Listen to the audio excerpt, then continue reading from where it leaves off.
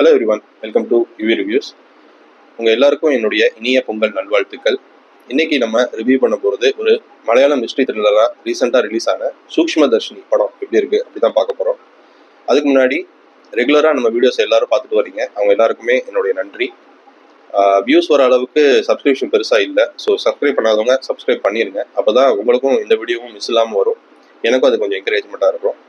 So வாங்க கதைக்குள்ளே போகலாம். நஸ்ரியா வந்து ஒரு ஹோம் மேக்கராக இருக்கிறாங்க. ஒரு ஹஸ்பண்ட் குழந்தையோட நிம்மதியாக வாழ்ந்துட்டு வராங்க. அவங்களோட ஏரியாவில் இருக்கிற எல்லாருமே அவங்களுக்கு ஃப்ரெண்ட்ஸாக இருக்கிறாங்க. ஒரு வாட்ஸ்அப் குரூப்பில் வந்து கனெக்ட் ஆகிருக்கிறாங்க. ஸோ அவங்க நெய்பர்ஹுட்டில் என்ன நடந்தாலும் அவங்களுக்கு உடனுக்குடனே தெரிஞ்சிருது.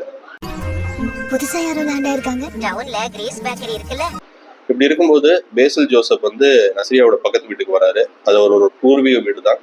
உங்கள் அம்மாவுக்கு உடம்பு முடியலன்னு சொல்லிட்டு திருப்பி இங்கே வந்ததாக சொல்கிறாரு.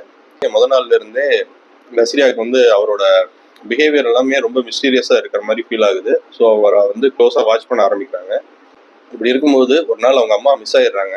இதுக்கப்புறம் இந்த படத்தில் நடக்கிற ட்விஸ்ட் அண்ட் டர்ன்ஸ் என்னென்ன, நஸ்ரியா எதிர்பார்த்த மாதிரியே பசில் ஜோசப் ஏதோ தப்பு பண்ணுறாரா இல்லையா, அவர் கடைசியில் மாட்டிக்கிட்டாரா இல்லையா அப்படிங்கிறது தான் படத்தோட மீதி கதை.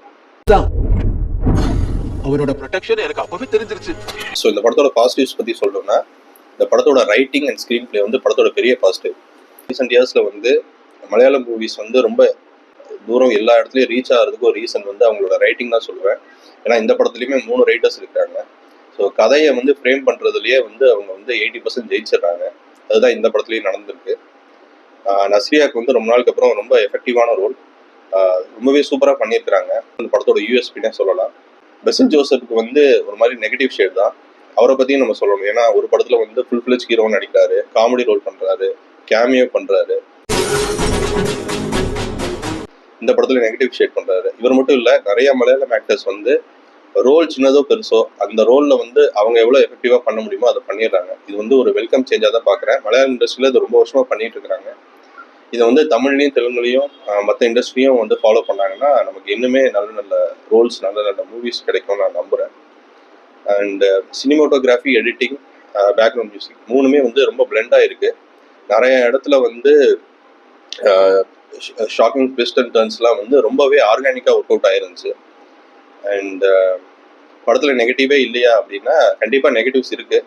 இந்த படமும் ஒரு ஸ்லோ பர்ன் தான். நிறைய இடத்துல நம்ம பேஷன்ஸை டெஸ்ட் பண்ண தான் செய்யுது. பட் அந்த ஒரு த்ரில் வந்து கடைசி வரைக்கும் மெயின்டைன் பண்ணியிருக்கிறாங்க. அதே மாதிரி கிளைமேக்ஸ் வந்து கொஞ்சம் க்ளீஷேவாக இருந்த மாதிரி எனக்கு ஃபீல் ஆச்சு. கொஞ்சம் ட்ராமேட்டிக்காக இருந்துச்சு. அதுவுமே கொஞ்சம் இன்னும் பெட்டராக பண்ணியிருந்தா படம் இன்னுமே சூப்பராக இருந்திருக்கும் அப்படின்ற மாதிரி எனக்கு தோணுச்சு.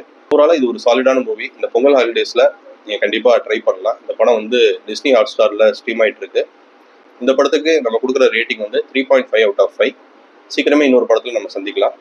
Until then, it's bye from UV.